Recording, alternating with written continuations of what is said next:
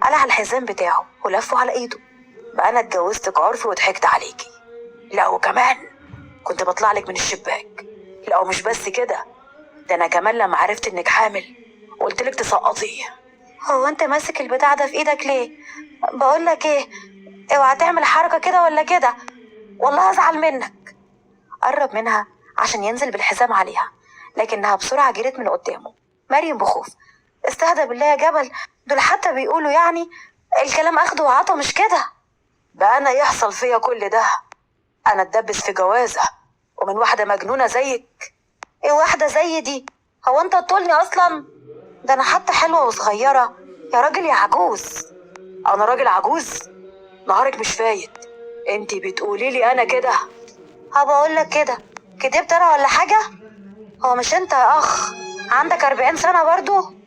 جز على اسنانه بغيظ. لا بقى، ده انتي زودتي